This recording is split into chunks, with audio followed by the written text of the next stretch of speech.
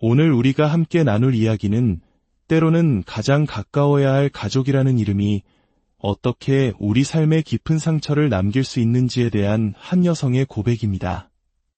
결혼의 단꿈에 젖어있던 평범한 한 부부에게 닥친 시련, 그리고 그 시련 속에서 진정한 가족의 의미를 되찾아가는 과정을 통해 우리는 효도와 희생, 그리고 사랑의 본질에 대해 다시 한번 생각해보게 될 것입니다.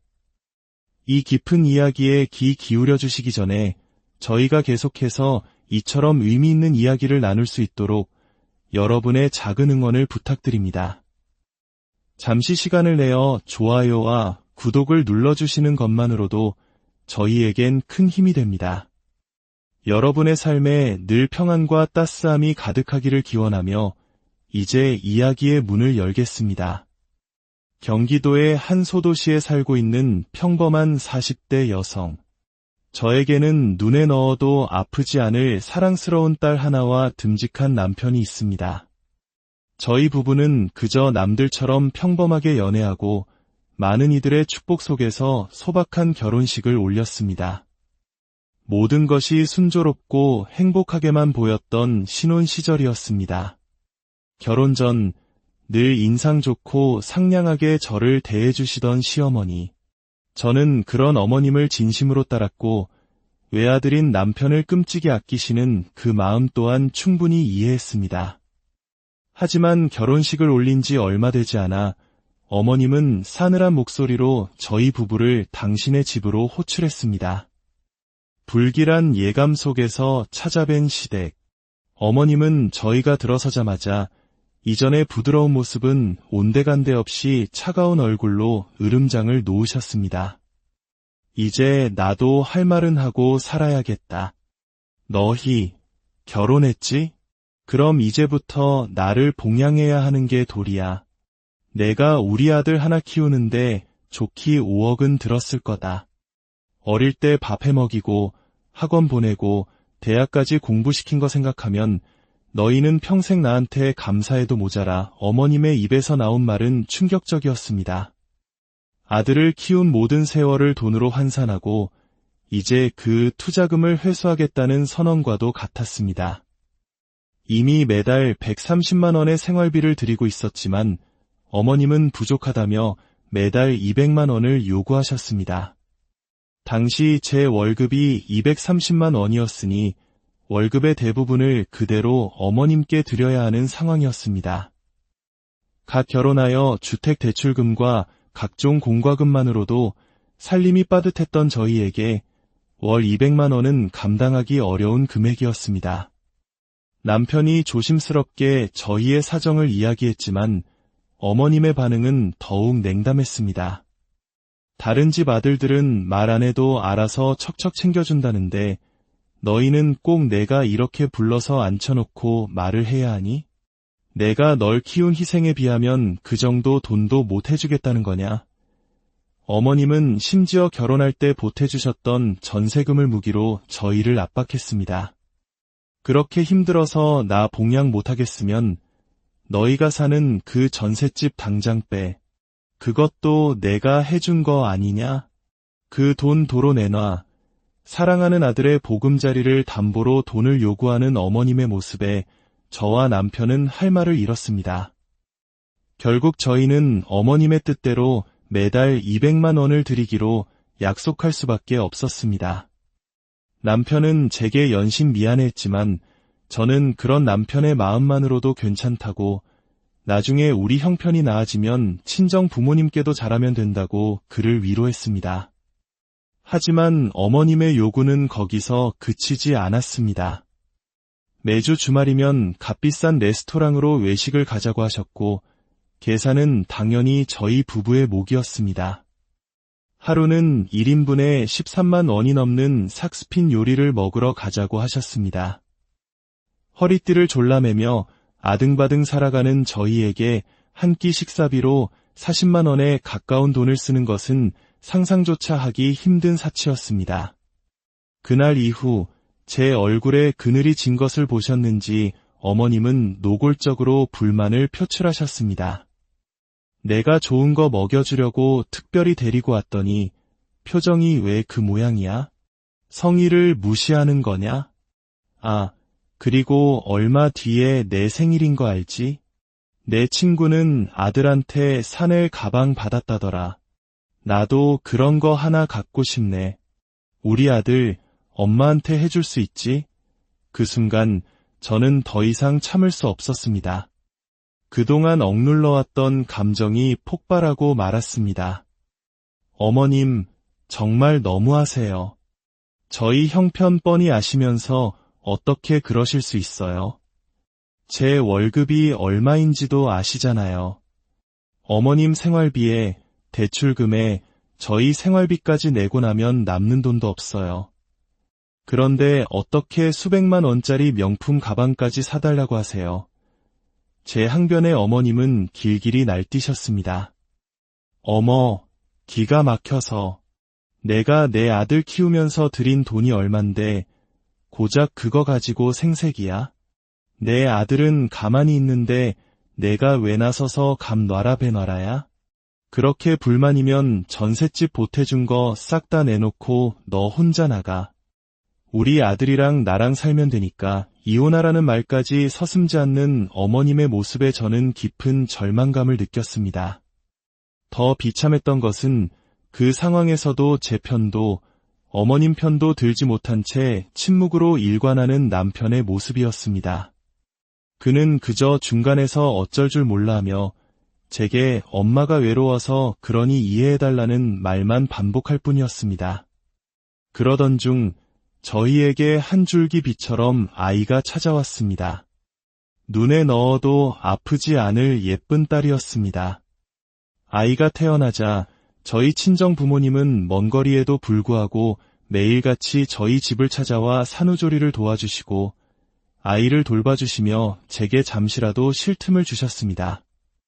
아무런 대가도 바라지 않는 부모님의 무조건적인 사랑을 보며 저는 진정한 가족의 의미를 다시금 깨달았습니다. 하지만 시어머님은 달랐습니다. 손주가 태어났음에도 불구하고 축하한다는 말 한마디 없었습니다. 오히려 전화에서는 애 낳았다고 내 생활비 줄일 생각은 꿈도 꾸지 마라. 알겠어. 보내던 대로 꼬박꼬박 보내 라는 말만 남길 뿐이었습니다. 손주를 보고 싶다는 말은커녕 안아보겠다는 말 한마디 없는 시어머니에게 남아있던 마지막 정마저 떨어져 나갔습니다.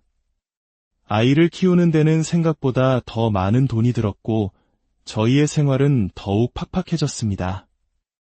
저는 아이를 어린이집에 보낸 짧은 시간 동안 아르바이트까지 하며 생활비를 메꿔야 했습니다.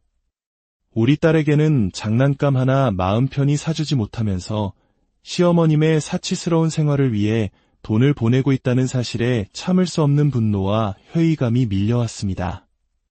결국 남편도 더 이상은 안 되겠다고 판단했는지 저와 함께 시어머님을 찾아가 생활비를 조금만 줄여달라고 간곡히 부탁드렸습니다. 하지만 어머님은 한치의 양보도 없었습니다. 오히려 애초에 이럴 줄 알았다. 너희가 좋아서 낳아놓고 왜 내 생활비를 줄이려 드느냐며 저희를 매몰차게 내쫓았습니다. 설상가상으로 얼마 뒤 시어머님은 저희에게 새 차를 사달라고 요구했습니다. 그것도 최고급 세단인 제네시스 신형을 말입니다. 친구들 사이에서 체면이 서지 않는다며 60개월 할부로 끊으면 되지 않냐는 어이없는 논리를 펼쳤습니다.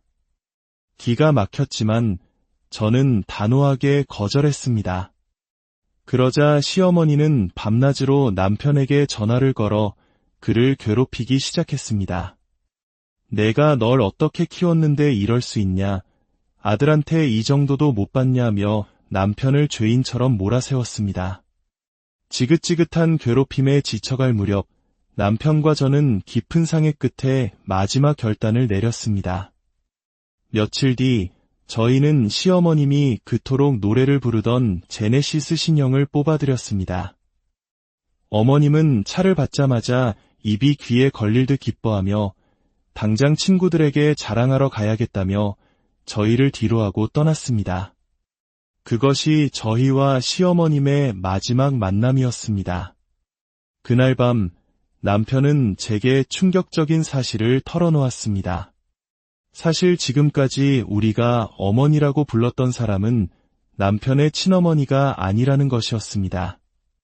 남편이 아주 어렸을 때 부모님 두 분 모두 교통사고로 돌아가셨고 아버님의 누나, 즉 고모가 남편을 거두어 키워주셨다는 것입니다.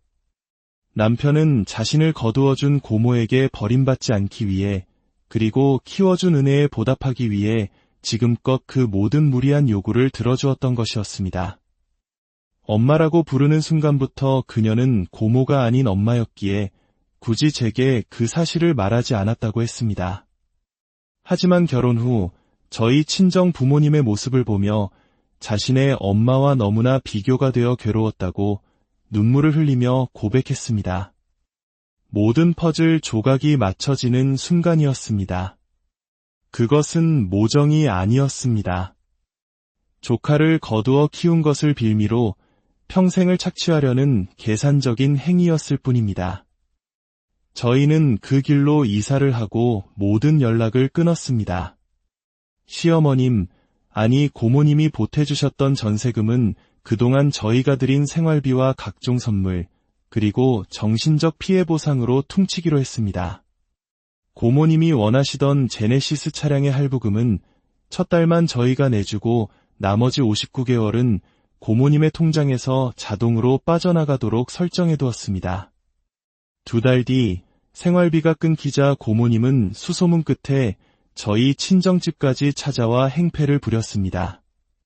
결국 저희의 새집 주소를 알아내 늑대처럼 들이닥쳤고 저를 보자마자 뺨을 때리며 폭력을 행사했습니다. 그 순간 제 앞에 나선 것은 남편이었습니다.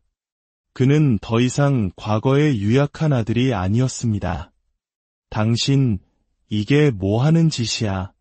당신이란 여자, 이제 정말 지긋지긋해. 자식을 돈줄로만 보는 당신이랑 우리, 계산 다 끝난 거 아니었어? 우리 부모님 대신 날 키워준 건 고맙지만 나도 할 만큼 했어. 이제 우리 가족 아니니까 다신 내 눈앞에 나타나지 마. 남편은 고모를 집에서 내쫓았고 저희는 곧바로 그녀를 폭행죄로 고소하고 접근금지 신청까지 했습니다.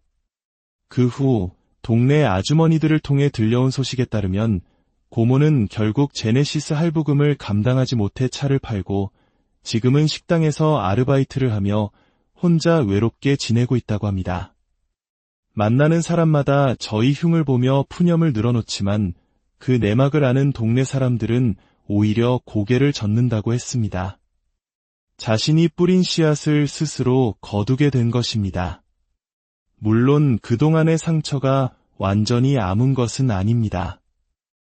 하지만 저희 부부는 이제야 비로소 진정한 우리만의 가정을 꾸리게 되었습니다.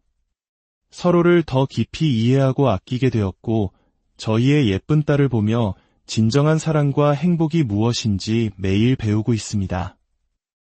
이 이야기는 우리에게 질문을 던집니다.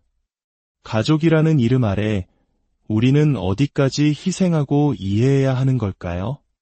그리고 진정한 효도는 물질적인 보답이 아니라 서로의 삶을 존중하고 응원하는 마음에서 비롯되는 것이 아닐까요? 이 사연을 통해 여러분도 자신의 가족 관계를 한 번쯤 돌아보는 계기가 오늘 우리가 함께 나눌 이야기는 때로는 가장 가까워야 할 가족이라는 이름이 어떻게 우리 삶에 깊은 상처를 남길 수 있는지에 대한 한 여성의 고백입니다. 결혼의 단꿈에 젖어있던 평범한 한 부부에게 닥친 시련, 그리고 그 시련 속에서 진정한 가족의 의미를 되찾아가는 과정을 통해 우리는 효도와 희생, 그리고 사랑의 본질에 대해 다시 한번 생각해보게 될 것입니다. 이 깊은 이야기에 귀 기울여 주시기 전에 저희가 계속해서 이처럼 의미 있는 이야기를 나눌 수 있도록 여러분의 작은 응원을 부탁드립니다. 잠시 시간을 내어 좋아요와 구독을 눌러주시는 것만으로도 저희에겐 큰 힘이 됩니다. 여러분의 삶에 늘 평안과 따스함이 가득하기를 기원하며 이제 이야기의 문을 열겠습니다. 경기도의 한 소도시에 살고 있는 평범한 40대 여성. 저에게는 눈에 넣어도 아프지 않을 사랑스러운 딸 하나와 듬직한 남편이 있습니다. 저희 부부는 그저 남들처럼 평범하게 연애하고 많은 이들의 축복 속에서 소박한 결혼식을 올렸습니다. 모든 것이 순조롭고 행복하게만 보였던 신혼 시절이었습니다. 결혼 전 늘 인상 좋고 상냥하게 저를 대해주시던 시어머니. 저는 그런 어머님을 진심으로 따랐고 외아들인 남편을 끔찍이 아끼시는 그 마음 또한 충분히 이해했습니다. 하지만 결혼식을 올린 지 얼마 되지 않아 어머님은 싸늘한 목소리로 저희 부부를 당신의 집으로 호출했습니다. 불길한 예감 속에서 찾아뵌 시댁. 어머님은 저희가 들어서자마자 이전의 부드러운 모습은 온데간데 없이 차가운 얼굴로 으름장을 놓으셨습니다. 이제 나도 할 말은 하고 살아야겠다. 너희 결혼했지? 그럼 이제부터 나를 봉양해야 하는 게 도리야. 내가 우리 아들 하나 키우는데 좋기 5억은 들었을 거다. 어릴 때 밥 해먹이고 학원 보내고 대학까지 공부시킨 거 생각하면 너희는 평생 나한테 감사해도 모자라. 어머님의 입에서 나온 말은 충격적이었습니다. 아들을 키운 모든 세월을 돈으로 환산하고 이제 그 투자금을 회수하겠다는 선언과도 같았습니다. 이미 매달 130만 원의 생활비를 드리고 있었지만 어머님은 부족하다며 매달 200만 원을 요구하셨습니다. 당시 제 월급이 230만 원이었으니 월급의 대부분을 그대로 어머님께 드려야 하는 상황이었습니다. 갓 결혼하여 주택대출금과 각종 공과금만으로도 살림이 빠듯했던 저희에게 월 200만 원은 감당하기 어려운 금액이었습니다. 남편이 조심스럽게 저희의 사정을 이야기했지만 어머님의 반응은 더욱 냉담했습니다. 다른 집 아들들은 말 안 해도 알아서 척척 챙겨준다는데 너희는 꼭 내가 이렇게 불러서 앉혀놓고 말을 해야 하니? 내가 널 키운 희생에 비하면 그 정도 돈도 못 해주겠다는 거냐? 어머님은 심지어 결혼할 때 보태주셨던 전세금을 무기로 저희를 압박했습니다. 그렇게 힘들어서 나 봉양 못하겠으면 너희가 사는 그 전셋집 당장 빼. 그것도 내가 해준 거 아니냐? 그 돈 도로 내놔. 사랑하는 아들의 보금자리를 담보로 돈을 요구하는 어머님의 모습에 저와 남편은 할 말을 잃었습니다.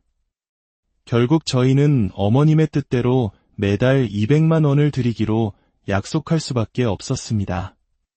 남편은 제게 연신 미안해했지만 저는 그런 남편의 마음만으로도 괜찮다고 나중에 우리 형편이 나아지면 친정 부모님께도 잘하면 된다고 그를 위로했습니다. 하지만 어머님의 요구는 거기서 그치지 않았습니다. 매주 주말이면 값비싼 레스토랑으로 외식을 가자고 하셨고 계산은 당연히 저희 부부의 몫이었습니다. 하루는 1인분에 13만 원이 넘는 삭스핀 요리를 먹으러 가자고 하셨습니다. 허리띠를 졸라매며 아등바등 살아가는 저희에게 한 끼 식사비로 40만 원에 가까운 돈을 쓰는 것은 상상조차 하기 힘든 사치였습니다.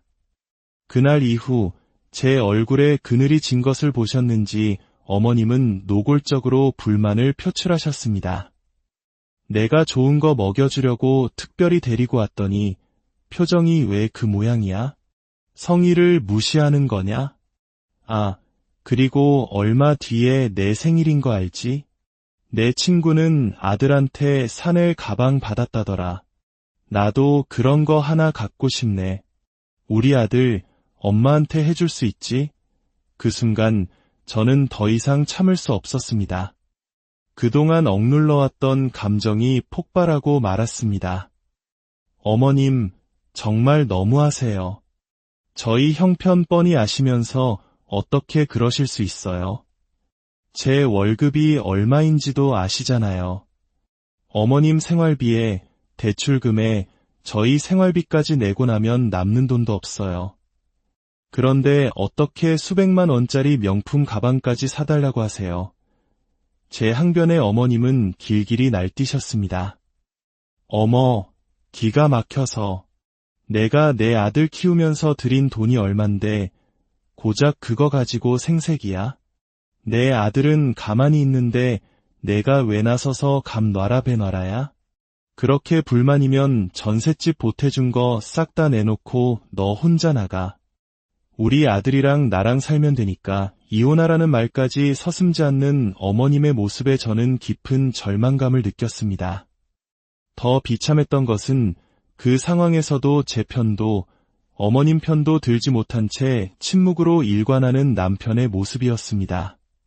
그는 그저 중간에서 어쩔 줄 몰라하며 제게 엄마가 외로워서 그러니 이해해달라는 말만 반복할 뿐이었습니다. 그러던 중 저희에게 한 줄기 빛처럼 아이가 찾아왔습니다.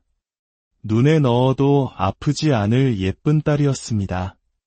아이가 태어나자 저희 친정 부모님은 먼 거리에도 불구하고 매일같이 저희 집을 찾아와 산후조리를 도와주시고 아이를 돌봐주시며 제게 잠시라도 쉴 틈을 주셨습니다. 아무런 대가도 바라지 않는 부모님의 무조건적인 사랑을 보며 저는 진정한 가족의 의미를 다시금 깨달았습니다. 하지만 시어머님은 달랐습니다. 손주가 태어났음에도 불구하고 축하한다는 말 한마디 없었습니다. 오히려 전화에서는 애 낳았다고 내 생활비 줄일 생각은 꿈도 꾸지 마라. 알겠어. 보내던 대로 꼬박꼬박 보내 라는 말만 남길 뿐이었습니다. 손주를 보고 싶다는 말은커녕 안아보겠다는 말 한마디 없는 시어머니에게 남아있던 마지막 정마저 떨어져 나갔습니다. 아이를 키우는 데는 생각보다 더 많은 돈이 들었고 저희의 생활은 더욱 팍팍해졌습니다. 저는 아이를 어린이집에 보낸 짧은 시간 동안 아르바이트까지 하며 생활비를 메꿔야 했습니다. 우리 딸에게는 장난감 하나 마음 편히 사주지 못하면서 시어머님의 사치스러운 생활을 위해 돈을 보내고 있다는 사실에 참을 수 없는 분노와 회의감이 밀려왔습니다. 결국 남편도 더 이상은 안 되겠다고 판단했는지 저와 함께 시어머님을 찾아가 생활비를 조금만 줄여달라고 간곡히 부탁드렸습니다. 하지만 어머님은 한치의 양보도 없었습니다. 오히려 애초에 이럴 줄 알았다. 너희가 좋아서 낳아놓고 왜 내 생활비를 줄이려 드느냐며 저희를 매몰차게 내쫓았습니다. 설상가상으로 얼마 뒤 시어머님은 저희에게 새 차를 사달라고 요구했습니다. 그것도 최고급 세단인 제네시스 신형을 말입니다. 친구들 사이에서 체면이 서지 않는다며 60개월 할부로 끊으면 되지 않냐는 어이없는 논리를 펼쳤습니다. 기가 막혔지만 저는 단호하게 거절했습니다. 그러자 시어머니는 밤낮으로 남편에게 전화를 걸어 그를 괴롭히기 시작했습니다. 내가 널 어떻게 키웠는데 이럴 수 있냐, 아들한테 이 정도도 못 받냐며 남편을 죄인처럼 몰아세웠습니다. 지긋지긋한 괴롭힘에 지쳐갈 무렵 남편과 저는 깊은 상의 끝에 마지막 결단을 내렸습니다. 며칠 뒤 저희는 시어머님이 그토록 노래를 부르던 제네시스 신형을 뽑아드렸습니다. 어머님은 차를 받자마자 입이 귀에 걸릴 듯 기뻐하며 당장 친구들에게 자랑하러 가야겠다며 저희를 뒤로하고 떠났습니다. 그것이 저희와 시어머님의 마지막 만남이었습니다. 그날 밤 남편은 제게 충격적인 사실을 털어놓았습니다. 사실 지금까지 우리가 어머니라고 불렀던 사람은 남편의 친어머니가 아니라는 것이었습니다. 남편이 아주 어렸을 때 부모님 두 분 모두 교통사고로 돌아가셨고 아버님의 누나, 즉 고모가 남편을 거두어 키워주셨단 것입니다. 남편은 자신을 거두어준 고모에게 버림받지 않기 위해 그리고 키워준 은혜에 보답하기 위해 지금껏 그 모든 무리한 요구를 들어주었던 것이었습니다. 엄마라고 부르는 순간부터 그녀는 고모가 아닌 엄마였기에 굳이 제게 그 사실을 말하지 않았다고 했습니다. 하지만 결혼 후 저희 친정 부모님의 모습을 보며 자신의 엄마와 너무나 비교가 되어 괴로웠다고 눈물을 흘리며 고백했습니다. 모든 퍼즐 조각이 맞춰지는 순간이었습니다. 그것은 모정이 아니었습니다.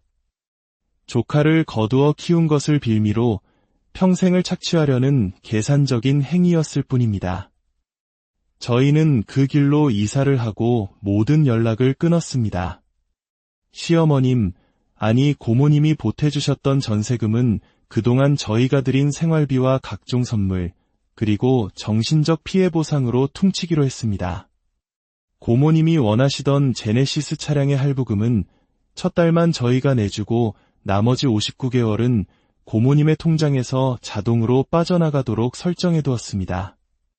2달 뒤 생활비가 끊기자 고모님은 수소문 끝에 저희 친정집까지 찾아와 행패를 부렸습니다. 결국 저희의 새집 주소를 알아내 늑대처럼 들이닥쳤고 저를 보자마자 뺨을 때리며 폭력을 행사했습니다. 그 순간 제 앞에 나선 것은 남편이었습니다. 그는 더 이상 과거의 유약한 아들이 아니었습니다. 당신, 이게 뭐 하는 짓이야. 당신이란 여자, 이제 정말 지긋지긋해. 자식을 돈줄로만 보는 당신이랑 우리, 계산 다 끝난 거 아니었어? 우리 부모님 대신 날 키워준 건 고맙지만, 나도 할 만큼 했어. 이제 우리 가족 아니니까 다신 내 눈앞에 나타나지 마.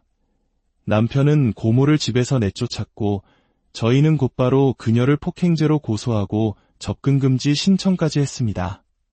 그 후 동네 아주머니들을 통해 들려온 소식에 따르면 고모는 결국 제네시스 할부금을 감당하지 못해 차를 팔고 지금은 식당에서 아르바이트를 하며 혼자 외롭게 지내고 있다고 합니다.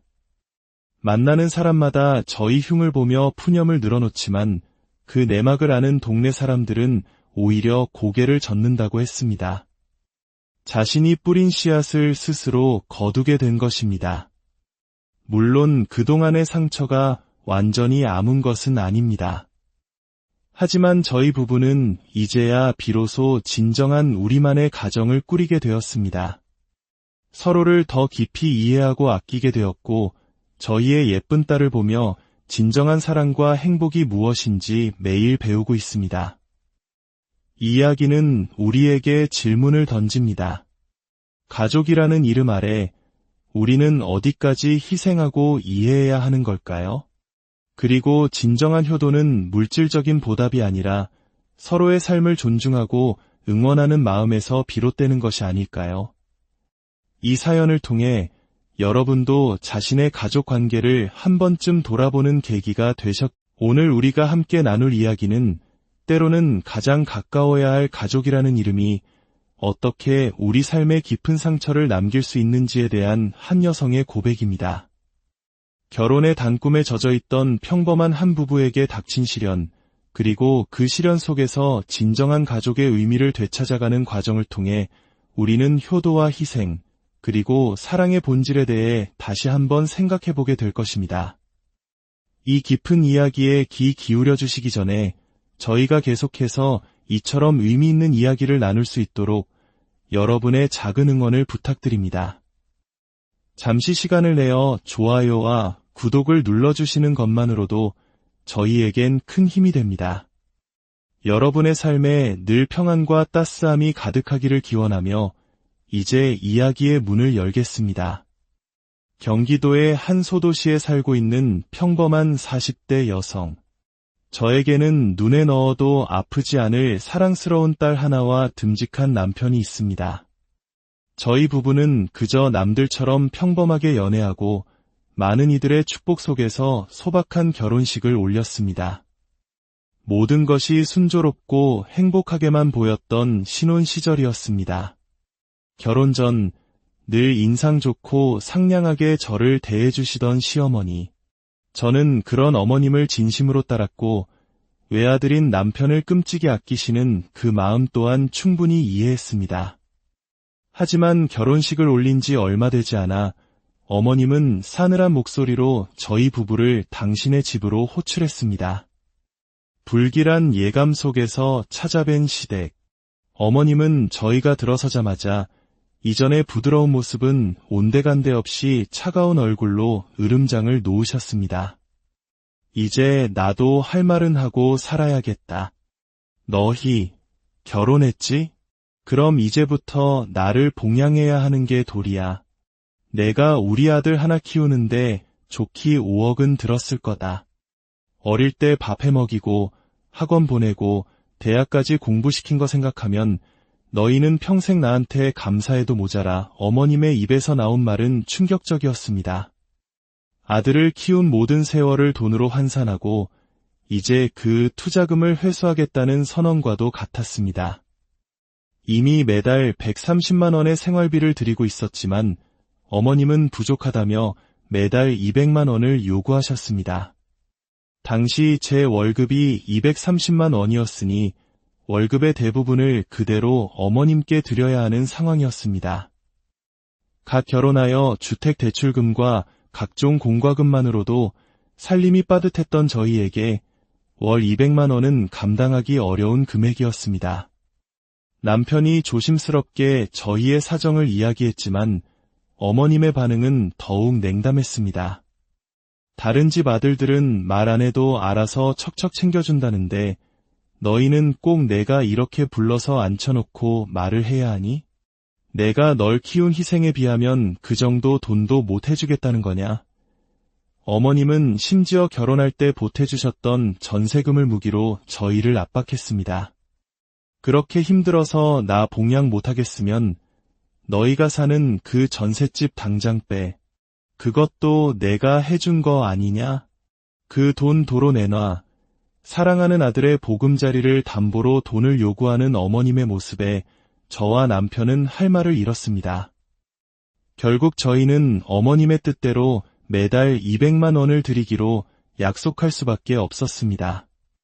남편은 제게 연신 미안해했지만 저는 그런 남편의 마음만으로도 괜찮다고 나중에 우리 형편이 나아지면 친정 부모님께도 잘하면 된다고 그를 위로했습니다. 하지만 어머님의 요구는 거기서 그치지 않았습니다. 매주 주말이면 값비싼 레스토랑으로 외식을 가자고 하셨고 계산은 당연히 저희 부부의 몫이었습니다. 하루는 1인분에 13만 원이 넘는 삭스핀 요리를 먹으러 가자고 하셨습니다. 허리띠를 졸라매며 아등바등 살아가는 저희에게 한 끼 식사비로 40만 원에 가까운 돈을 쓰는 것은 상상조차 하기 힘든 사치였습니다. 그날 이후 제 얼굴에 그늘이 진 것을 보셨는지 어머님은 노골적으로 불만을 표출하셨습니다. 내가 좋은 거 먹여주려고 특별히 데리고 왔더니 표정이 왜 그 모양이야? 성의를 무시하는 거냐? 아, 그리고 얼마 뒤에 내 생일인 거 알지? 내 친구는 아들한테 샤넬 가방 받았다더라. 나도 그런 거 하나 갖고 싶네. 우리 아들 엄마한테 해줄 수 있지? 그 순간 저는 더 이상 참을 수 없었습니다. 그동안 억눌러왔던 감정이 폭발하고 말았습니다. 어머님, 정말 너무하세요. 저희 형편 뻔히 아시면서 어떻게 그러실 수 있어요? 제 월급이 얼마인지도 아시잖아요. 어머님 생활비에 대출금에 저희 생활비까지 내고 나면 남는 돈도 없어요. 그런데 어떻게 수백만 원짜리 명품 가방까지 사달라고 하세요? 제 항변에 어머님은 길길이 날뛰셨습니다. 어머, 기가 막혀서. 내가 내 아들 키우면서 들인 돈이 얼만데 고작 그거 가지고 생색이야? 내 아들은 가만히 있는데 내가 왜 나서서 감 놔라 배놔라야? 그렇게 불만이면 전셋집 보태준 거 싹 다 내놓고 너 혼자 나가. 우리 아들이랑 나랑 살면 되니까 이혼하라는 말까지 서슴지 않는 어머님의 모습에 저는 깊은 절망감을 느꼈습니다. 더 비참했던 것은 그 상황에서도 제 편도 어머님 편도 들지 못한 채 침묵으로 일관하는 남편의 모습이었습니다. 그는 그저 중간에서 어쩔 줄 몰라하며 제게 엄마가 외로워서 그러니 이해해달라는 말만 반복할 뿐이었습니다. 그러던 중 저희에게 한 줄기 빛처럼 아이가 찾아왔습니다. 눈에 넣어도 아프지 않을 예쁜 딸이었습니다. 아이가 태어나자 저희 친정 부모님은 먼 거리에도 불구하고 매일같이 저희 집을 찾아와 산후조리를 도와주시고 아이를 돌봐주시며 제게 잠시라도 쉴 틈을 주셨습니다. 아무런 대가도 바라지 않는 부모님의 무조건적인 사랑을 보며 저는 진정한 가족의 의미를 다시금 깨달았습니다. 하지만 시어머님은 달랐습니다. 손주가 태어났음에도 불구하고 축하한다는 말 한마디 없었습니다. 오히려 전화에서는 애 낳았다고 내 생활비 줄일 생각은 꿈도 꾸지 마라. 알겠어. 보내던 대로 꼬박꼬박 보내 라는 말만 남길 뿐이었습니다. 손주를 보고 싶다는 말은커녕 안아보겠다는 말 한마디 없는 시어머니에게 남아있던 마지막 정마저 떨어져 나갔습니다. 아이를 키우는 데는 생각보다 더 많은 돈이 들었고 저희의 생활은 더욱 팍팍해졌습니다. 저는 아이를 어린이집에 보낸 짧은 시간 동안 아르바이트까지 하며 생활비를 메꿔야 했습니다. 우리 딸에게는 장난감 하나 마음 편히 사주지 못하면서 시어머님의 사치스러운 생활을 위해 돈을 보내고 있다는 사실에 참을 수 없는 분노와 회의감이 밀려왔습니다. 결국 남편도 더 이상은 안 되겠다고 판단했는지 저와 함께 시어머님을 찾아가 생활비를 조금만 줄여달라고 간곡히 부탁드렸습니다. 하지만 어머님은 한치의 양보도 없었습니다.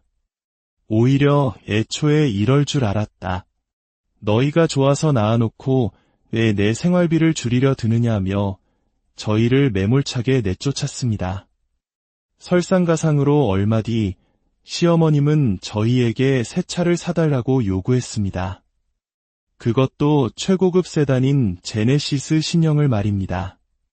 친구들 사이에서 체면이 서지 않는다며 60개월 할부로 끊으면 되지 않냐는 어이없는 논리를 펼쳤습니다. 기가 막혔지만 저는 단호하게 거절했습니다.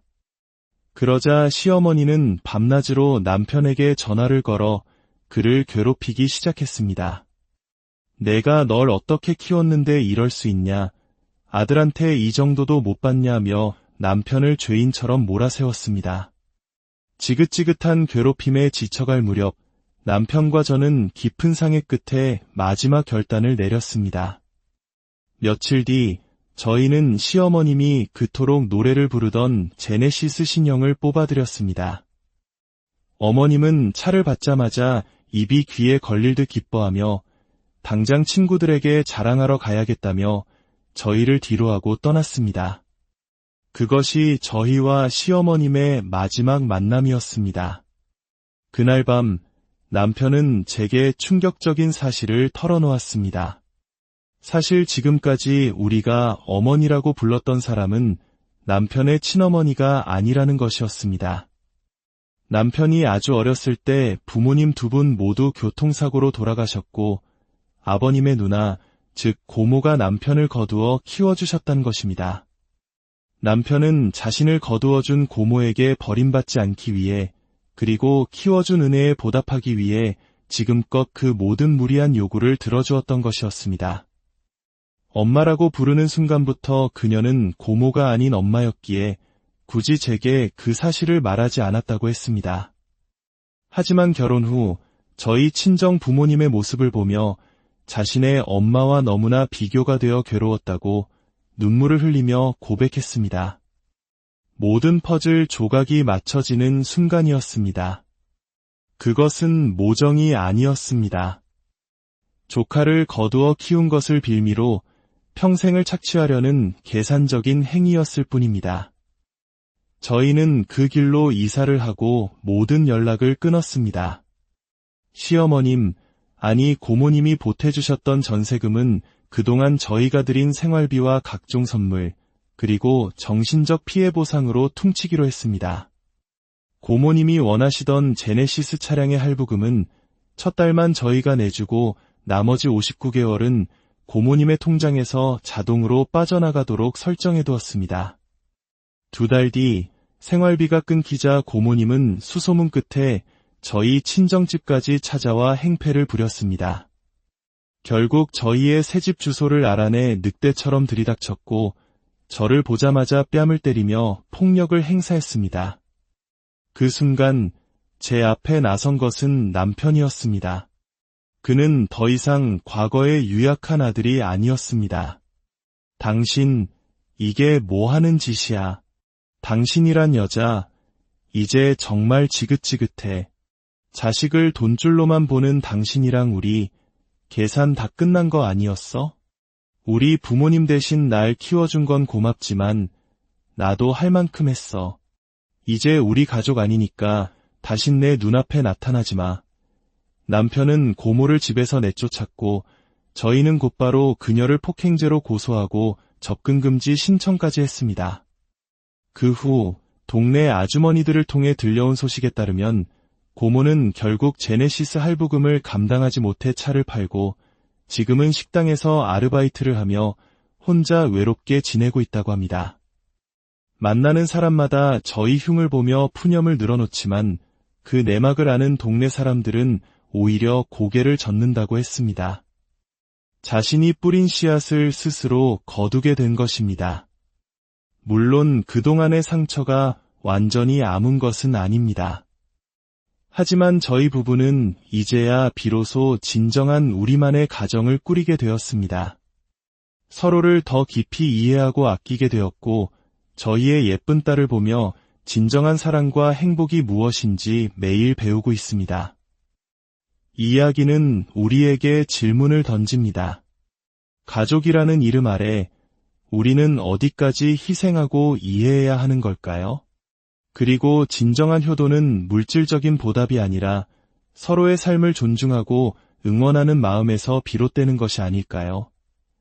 이 사연을 통해 여러분도 자신의 가족 관계를 한 번쯤 돌아보는 계기가 오늘 우리가 함께 나눌 이야기는 때로는 가장 가까워야 할 가족이라는 이름이 어떻게 우리 삶에 깊은 상처를 남길 수 있는지에 대한 한 여성의 고백입니다.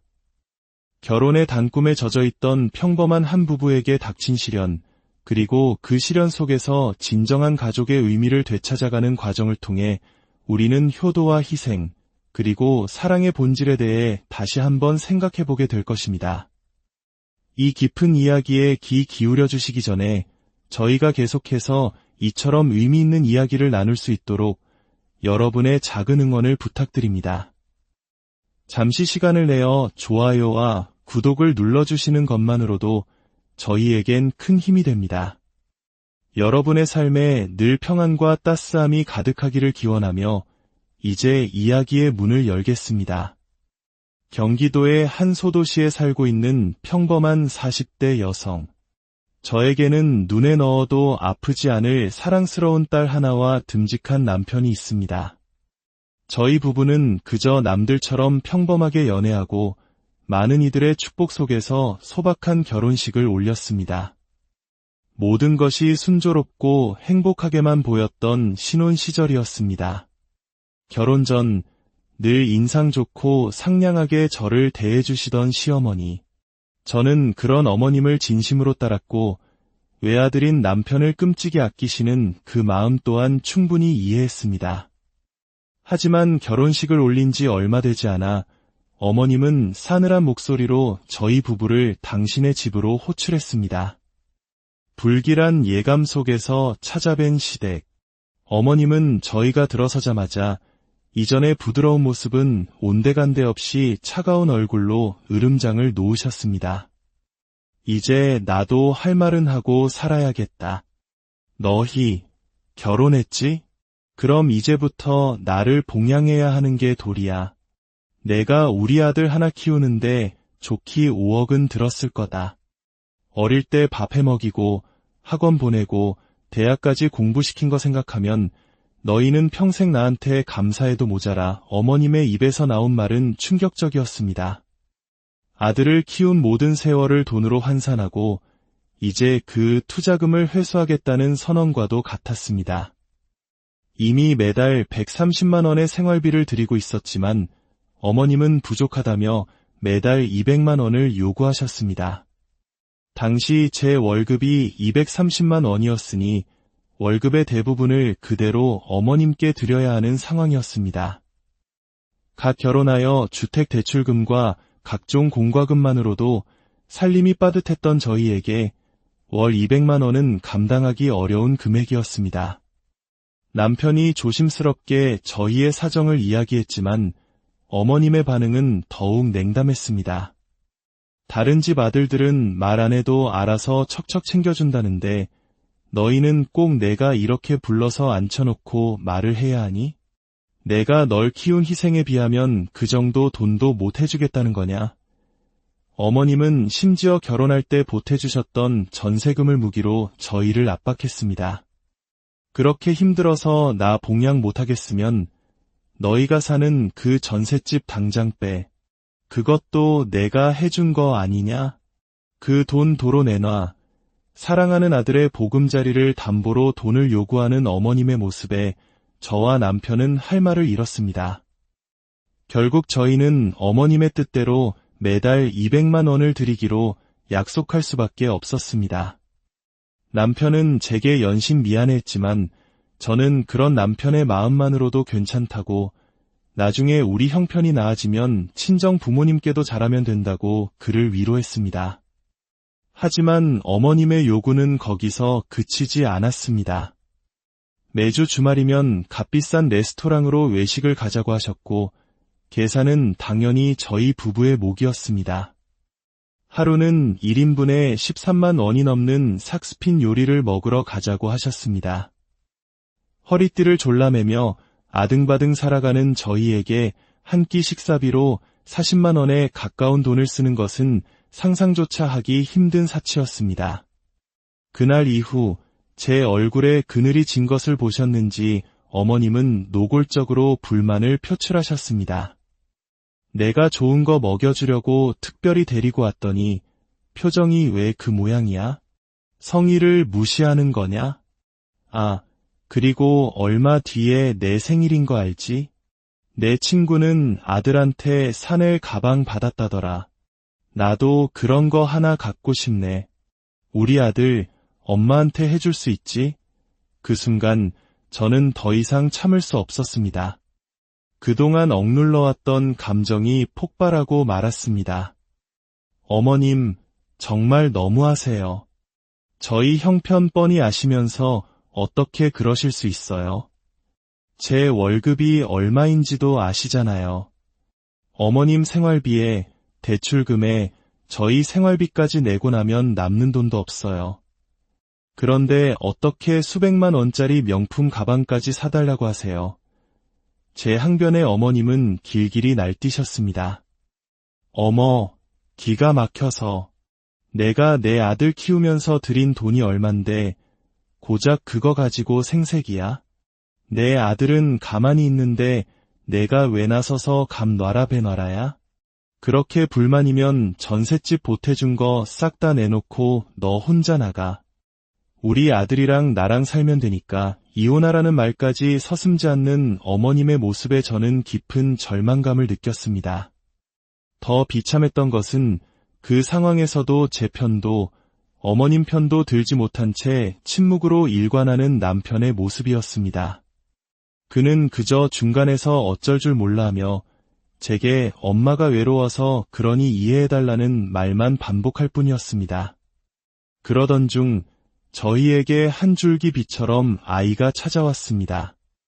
눈에 넣어도 아프지 않을 예쁜 딸이었습니다. 아이가 태어나자 저희 친정 부모님은 먼 거리에도 불구하고 매일같이 저희 집을 찾아와 산후조리를 도와주시고 아이를 돌봐주시며 제게 잠시라도 쉴 틈을 주셨습니다. 아무런 대가도 바라지 않는 부모님의 무조건적인 사랑을 보며 저는 진정한 가족의 의미를 다시금 깨달았습니다. 하지만 시어머님은 달랐습니다. 손주가 태어났음에도 불구하고 축하한다는 말 한마디 없었습니다. 오히려 전화에서는 애 낳았다고 내 생활비 줄일 생각은 꿈도 꾸지 마라. 알겠어. 보내던 대로 꼬박꼬박 보내 라는 말만 남길 뿐이었습니다. 손주를 보고 싶다는 말은커녕 안아보겠다는 말 한마디 없는 시어머니에게 남아있던 마지막 정마저 떨어져 나갔습니다. 아이를 키우는 데는 생각보다 더 많은 돈이 들었고 저희의 생활은 더욱 팍팍해졌습니다. 저는 아이를 어린이집에 보낸 짧은 시간 동안 아르바이트까지 하며 생활비를 메꿔야 했습니다. 우리 딸에게는 장난감 하나 마음 편히 사주지 못하면서 시어머님의 사치스러운 생활을 위해 돈을 보내고 있다는 사실에 참을 수 없는 분노와 회의감이 밀려왔습니다. 결국 남편도 더 이상은 안 되겠다고 판단했는지 저와 함께 시어머님을 찾아가 생활비를 조금만 줄여달라고 간곡히 부탁드렸습니다. 하지만 어머님은 한치의 양보도 없었습니다. 오히려 애초에 이럴 줄 알았다. 너희가 좋아서 낳아놓고 왜 내 생활비를 줄이려 드느냐며 저희를 매몰차게 내쫓았습니다. 설상가상으로 얼마 뒤 시어머님은 저희에게 새 차를 사달라고 요구했습니다. 그것도 최고급 세단인 제네시스 신형을 말입니다. 친구들 사이에서 체면이 서지 않는다며 60개월 할부로 끊으면 되지 않냐는 어이없는 논리를 펼쳤습니다. 기가 막혔지만 저는 단호하게 거절했습니다. 그러자 시어머니는 밤낮으로 남편에게 전화를 걸어 그를 괴롭히기 시작했습니다. 내가 널 어떻게 키웠는데 이럴 수 있냐, 아들한테 이 정도도 못 받냐며 남편을 죄인처럼 몰아세웠습니다. 지긋지긋한 괴롭힘에 지쳐갈 무렵 남편과 저는 깊은 상의 끝에 마지막 결단을 내렸습니다. 며칠 뒤 저희는 시어머님이 그토록 노래를 부르던 제네시스 신형을 뽑아드렸습니다. 어머님은 차를 받자마자 입이 귀에 걸릴 듯 기뻐하며 당장 친구들에게 자랑하러 가야겠다며 저희를 뒤로하고 떠났습니다. 그것이 저희와 시어머님의 마지막 만남이었습니다. 그날 밤 남편은 제게 충격적인 사실을 털어놓았습니다. 사실 지금까지 우리가 어머니라고 불렀던 사람은 남편의 친어머니가 아니라는 것이었습니다. 남편이 아주 어렸을 때 부모님 두 분 모두 교통사고로 돌아가셨고 아버님의 누나, 즉 고모가 남편을 거두어 키워주셨단 것입니다. 남편은 자신을 거두어준 고모에게 버림받지 않기 위해 그리고 키워준 은혜에 보답하기 위해 지금껏 그 모든 무리한 요구를 들어주었던 것이었습니다. 엄마라고 부르는 순간부터 그녀는 고모가 아닌 엄마였기에 굳이 제게 그 사실을 말하지 않았다고 했습니다. 하지만 결혼 후 저희 친정 부모님의 모습을 보며 자신의 엄마와 너무나 비교가 되어 괴로웠다고 눈물을 흘리며 고백했습니다. 모든 퍼즐 조각이 맞춰지는 순간이었습니다. 그것은 모정이 아니었습니다.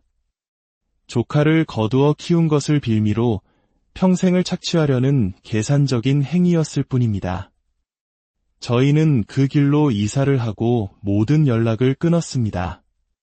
시어머님, 아니 고모님이 보태주셨던 전세금은 그동안 저희가 드린 생활비와 각종 선물, 그리고 정신적 피해 보상으로 퉁치기로 했습니다. 고모님이 원하시던 제네시스 차량의 할부금은 첫 달만 저희가 내주고 나머지 59개월은 고모님의 통장에서 자동으로 빠져나가도록 설정해두었습니다.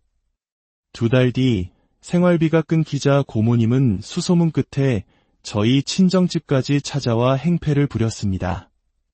결국 저희의 새집 주소를 알아내 늑대처럼 들이닥쳤고 저를 보자마자 뺨을 때리며 폭력을 행사했습니다. 그 순간 제 앞에 나선 것은 남편이었습니다. 그는 더 이상 과거의 유약한 아들이 아니었습니다. 당신, 이게 뭐 하는 짓이야. 당신이란 여자, 이제 정말 지긋지긋해. 자식을 돈줄로만 보는 당신이랑 우리, 계산 다 끝난 거 아니었어? 우리 부모님 대신 날 키워준 건 고맙지만 나도 할 만큼 했어.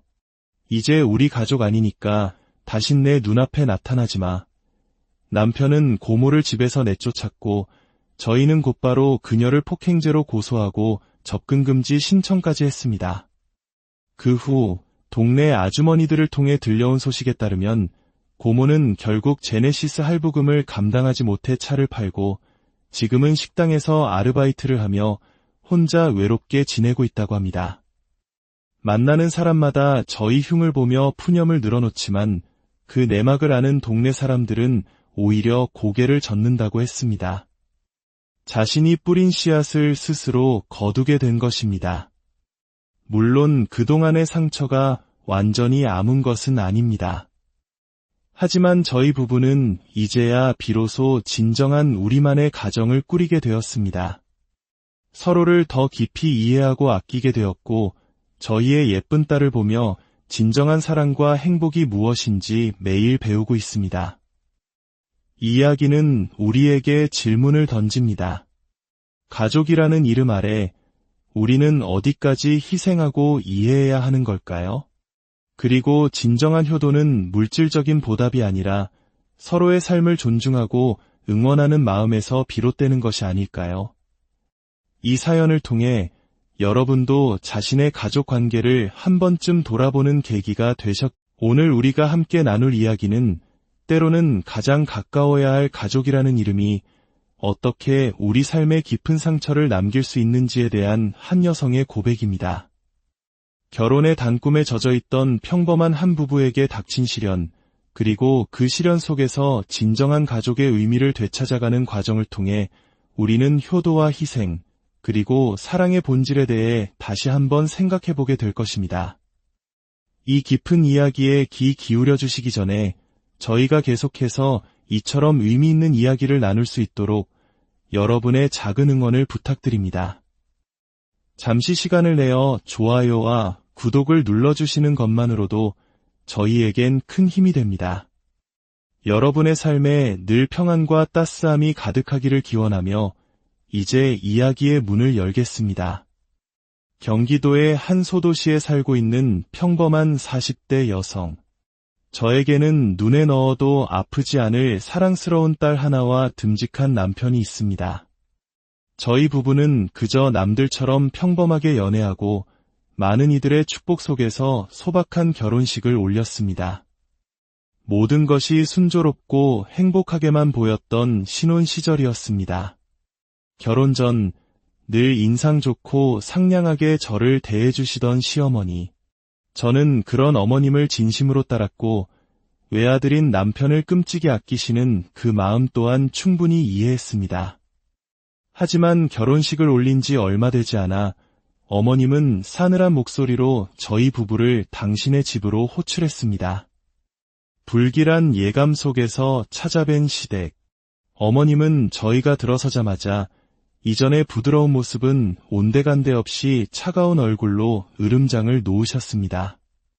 이제 나도 할 말은 하고 살아야겠다. 너희 결혼했지? 그럼 이제부터 나를 봉양해야 하는 게 도리야. 내가 우리 아들 하나 키우는데 좋기 5억은 들었을 거다. 어릴 때 밥 해먹이고 학원 보내고 대학까지 공부시킨 거 생각하면 너희는 평생 나한테 감사해도 모자라. 어머님의 입에서 나온 말은 충격적이었습니다.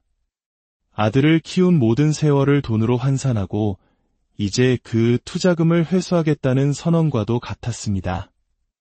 이미 매달 130만 원의 생활비를 드리고 있었지만 어머님은 부족하다며 매달 200만 원을 요구하셨습니다. 당시 제 월급이 230만 원이었으니 월급의 대부분을 그대로 어머님께 드려야 하는 상황이었습니다. 갓 결혼하여 주택대출금과 각종 공과금만으로도 살림이 빠듯했던 저희에게 월 200만 원은 감당하기 어려운 금액이었습니다. 남편이 조심스럽게 저희의 사정을 이야기했지만 어머님의 반응은 더욱 냉담했습니다.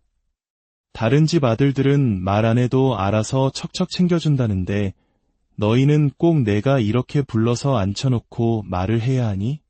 내가 널 키운 희생에 비하면 그 정도 돈도 못 해주겠다는 거냐? 어머님은 심지어 결혼할 때 보태주셨던 전세금을 무기로 저희를 압박했습니다. 그렇게 힘들어서 나 봉양 못하겠으면 너희가 사는 그 전셋집 당장 빼. 그것도 내가 해준 거 아니냐? 그 돈 도로 내놔. 사랑하는 아들의 보금자리를 담보로 돈을 요구하는 어머님의 모습에 저와 남편은 할 말을 잃었습니다.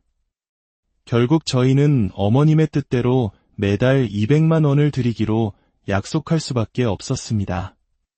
남편은 제게 연신 미안했지만 저는 그런 남편의 마음만으로도 괜찮다고